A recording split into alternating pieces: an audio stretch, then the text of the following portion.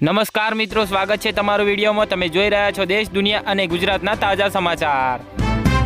ગુજરાતમાં 9 મહિનામાં cyber ફ્રોડના 1.42 lakh phone call, 72,000 લોકોના રૂપિયા 678 કરોડ ચાવ। ભાજપના શહેર અને જિલ્લા પ્રમુખોની સત્તા છીનવી લેવાઈ, સંગઠનમાં ફેરફાર ટાણે પાયાના કાર્યકરોને પ્રાથમિકતા અપાશે।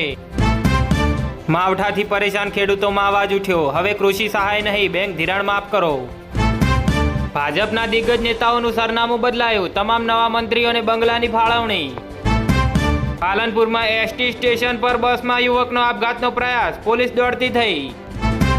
ગુજરાતમાં સિઝનનો સરેરાશ 128% વરસાદ, સૌથી વધુ કચ્છમાં 150%। છેલ્લા એક મહિનામાં જ ગુજરાતમાં સરેરાશ 4 ઇંચથી વધુ વરસાદ નોંધાઈ ચૂક્યો છે।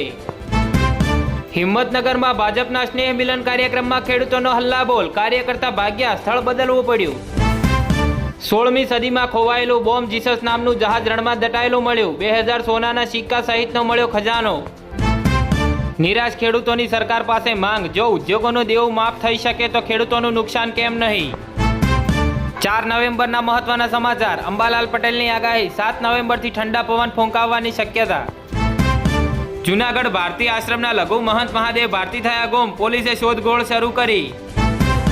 ગુજરાતમાં સસ્તા અનાજની 17,000 દુકાનો બંધ, બેઠકમાં બોલાચાલી બાદ સરકાર સાથે મંત્રણા નિષ્ફળ।